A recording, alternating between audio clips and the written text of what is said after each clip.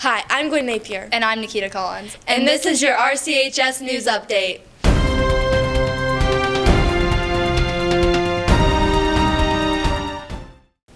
Today, we bring in the new semester with all new reporters. Let's hear what they've been working on. I'm Callie Hayes, and I'll be giving you your calendar update. I'm Rchs Napier, and I'll be giving you a schedule for upcoming sporting events and a VIP look into all things sports. I'm Cindy Brill, and I will be reporting on the new snow route policies. This is Tristan Wright bringing you an investigation on the vacant library situation. I'm Sam Kirk, and I'll be bringing you a story on the painted ceiling tiles. This is Noelle Jones bringing you the story on the clocks here at Ritchie County High School. I'm Rebecca McDonald, and I will be bringing you memes of YouTube. Let's go to Callie Hayes for your RCHS calendar update. I'm Callie Hayes. And I'm Alex Stanley. And we're here for your calendar update. On January 24th, our wonderful teachers will be getting their checks. February 2nd, Groundhog Day and Pepperoni Day, we'll be having pineapple tidbits. February 10th, we will have an early dismissal. February 15th is the end of the 4-6 weeks. February 23rd is Parent-Teacher Conference from 3:30 to 7. From RCHS News, I'm Callie Hayes. And I'm Alex Stanley. Signing off. Thank you, Callie. Let's hear from Rchs Napier for an update on the sports calendar. I'm Rchs Napier, and this is your sports calendar update through January 31st. On January 24th, the boys and girls basketball teams both have games. The boys travel to Williamstown while the girls will host St. Mary's. The girls have a long week ahead of them after that, then playing Williamstown on Thursday, followed by Parkersburg Catholic at home on Saturday. Also that day, the boys will host Valley Wetzel. And that weekend, the wrestlers will travel to Stover. Then wrapping up the month, the girls will play Ravenswood on Tuesday the 31st, while the wrestlers will host a meet for the last time until February 10th. Well, that does it for your sports calendar update. I'm Rchs Napier, signing off. Thanks, Eric. Now tell us about the RCHS sports teams. We recently spoke with coaches and players of all three winter sports to hear their opinion on the season so far. First, we spoke with boys basketball coach Chris Wells and senior guard Sean Spencer on their opinion of the season and what's to come. So far, I think we've had a tough schedule. We've played the top teams in the state in single A, and I think we've played pretty respectively with them. Things haven't turned out the way that we've wanted to, but I think every team that we've played has had their run for their money. They've had to earn their wins against us. I definitely think that our record is no indication on how good we actually are or how good we can be. But our guys are continuing to fight every day and get better in practice. I think each game we're continuing to improve, and hopefully by the end of the season we'll start turning some heads and keep rolling into tournament time. We're 2-8 right now. We lost a tough one last night to St. Mary's. They were ranked number 5 in the state. 6 of our 8 losses have come to top 10 teams in single A or double A. We have 11 games left before sectional play starts, and that's crunch time. Sectional play is when it all matters. These 21 games are just warm-up games for sectionals, so hopefully by sectional play we'll be ready. We're getting better each game. We then called up with girls basketball coach Dave McCullough and senior forward Sam Kirk to hear their input on their season so far. We're 7-5 going into our next game, and we've been in every game. We could be 12-0 right now. We just got to make sure we take care of little things, and those little things we have to do in practice to make sure we can finish games a little bit stronger than we have right now. We're doing pretty well. We're holding a record of 7-5 right now, and most of our losses have been pretty close games. We play Calhoun tomorrow at home, so that's hopefully going to be a pretty easy win, and we're looking into being high-ranked sectional and hopefully going to state this year for the first time in a while, so I think it's looking pretty good. Can't forget about those wrestlers. We found Coach Davis and underclassmen Eric Darnold and Austin Dalton to hear about their season so far and what's to come in the future. Doing good on our duels. Well, some of us are doing pretty good, and some of us are doing kind of iffy, but through the season we should be doing pretty good. Well, our season's going pretty well so far. Got a lot of young wrestlers right now that are starting to progress. We're starting up to 7 freshmen at a time, so it's taken a little bit for them to get acclimated to high school level. But I think we're doing a fine job and we're progressing well. For RCHS News, I'm Rchs Napier, signing off. Now let's go back to Callie for some New Year's resolutions. We are here at Ritchie County High School where some students and staff decided to make some New Year's resolutions, whether it was to study harder or work out more. So here are the responses. First, we caught up with senior Josh Dwyer. I don't really have a New Year's resolution because I normally find myself not holding to it, so yeah. The only resolution I can think of was to drink more water. I drink Diet Coke non-stop all day, every day, so I need to stop that because it's bad for me. To grow more hair. More mashed potatoes. I do not change for anything. There is no New Year's resolution for me. Thank you very much. Just to make you kids really good meals and treat you right. My New Year's resolution this year was to put down my phone and spend more time with my family. To spend more time with my boyfriend. Oh, well, to hopefully win more than 2 basketball games, you know. Wins are nice. New Year's resolution is to be more tolerant and accepting of others. As you can see, Ritchie High has many New Year's resolutions to uphold. I'm Callie Hayes from RCHS News, signing off. Thanks, Callie. Gwen, do you have any New Year's resolutions? Well, Nikita, I would really like to eat healthier this year. Speaking of change, here is Sydney Brew with some information on the new snow policy. Ritchie County Schools just experienced their first snow day. This year, Ritchie County is attempting something new with the alternative bus routes. There are a lot of confusion around it, so we asked Ms. Wagner on how the snow routes work.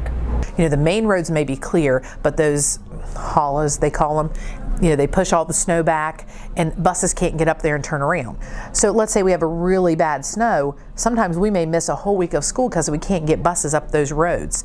But if the main roads are clear, so they could get those students to the end of the road, we could go ahead and have school. Ms. Wagner said that families that have children that live on an alternative bus route have 3 options. You kind of have a choice. If you can get your student to this certain drop off, like the end of your road, they can still come to school. If you feel like you can't get them there, then they would be excused. Or you could drive them into school yourself. And then that kind of saves us on snow days. So maybe we have a bad storm, we would miss 1 day instead of 5 days.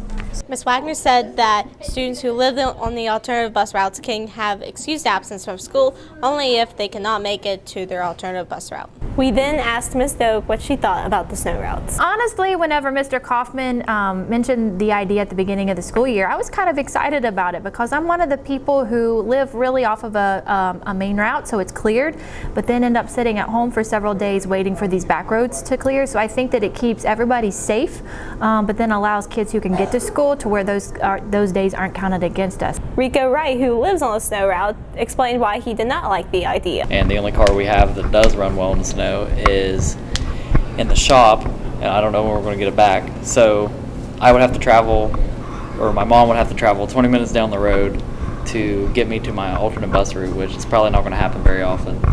So I would probably end up missing a lot of school days if we have a lot of snow days. So that wouldn't be good because I don't want to take semester tests ever.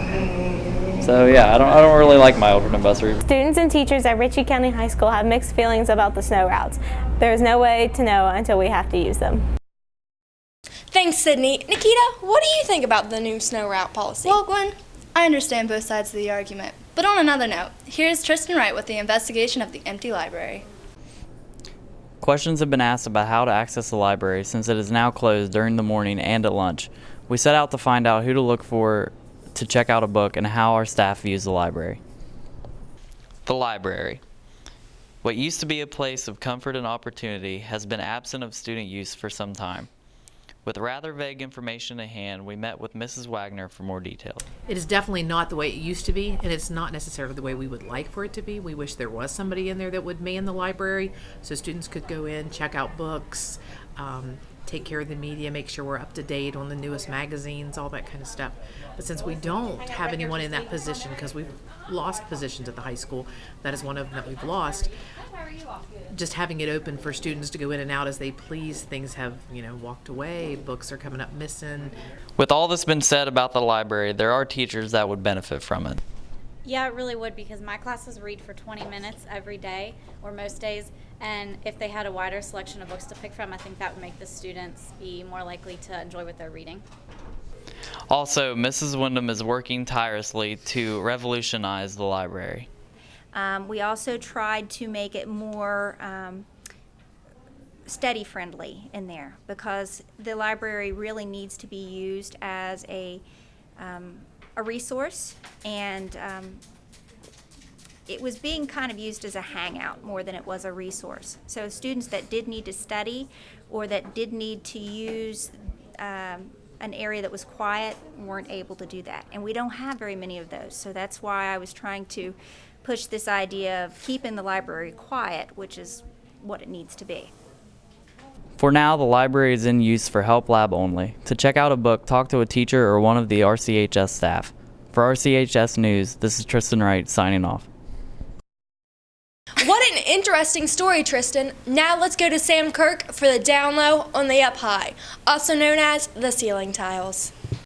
Here at RCHS, we have creativity flowing all throughout our halls, including the ceiling. Students often find themselves asking, what's up with the ceiling tiles? Art teacher Ellie Wyndham explains the effect that the ceiling tiles have both on the teachers and the students. They have served as inspiration. I think that other teachers have asked to have tiles that represent their subject area painted. And so I think it's kind of drawn the students and the teachers a little closer together.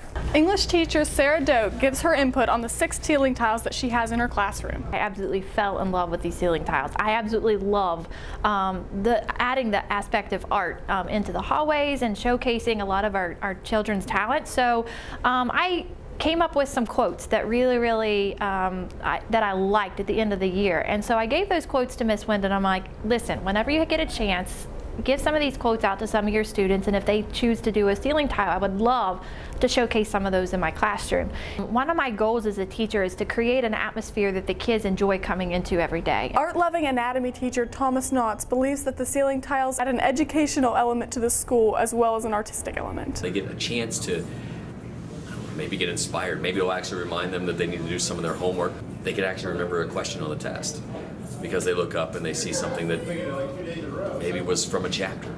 It's something, I guess, that it actually has an educational benefit, not just for artistic inspiration, but maybe for academic inspiration as well. It seems that the unique ceiling tiles have an uplifting effect on the school. I'm Sam Kirk for RCHS News.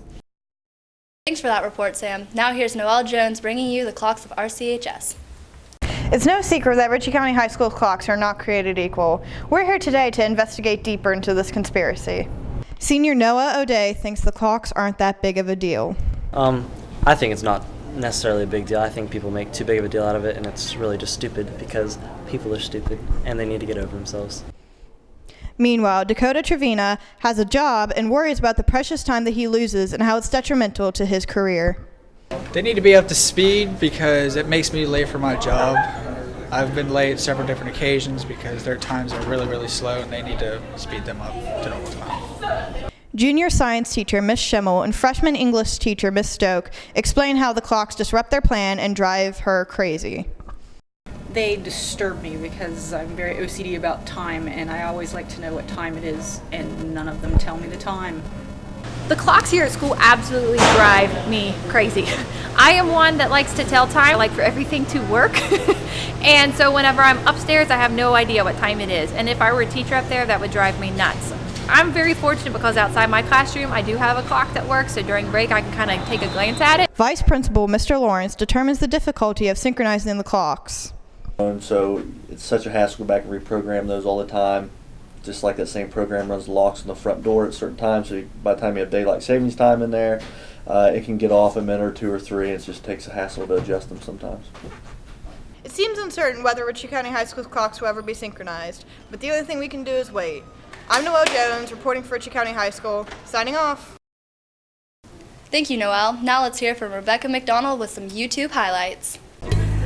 I'm Rebecca McDonald reporting to you live for your update on YouTube memes.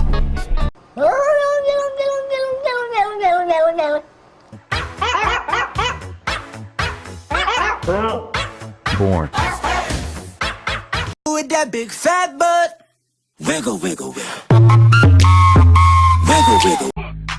Inhale the memes, exhale the memes, inject the memes into my bloodstream.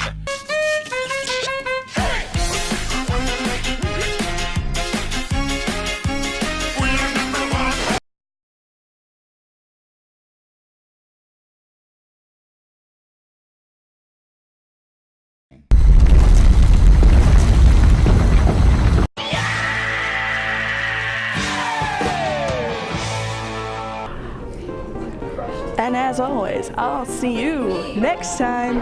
Bye-bye. That story brings us to the end of this update. I'm Gwen Napier. And I'm Nikita Collins. And this has been your RCHS News Update.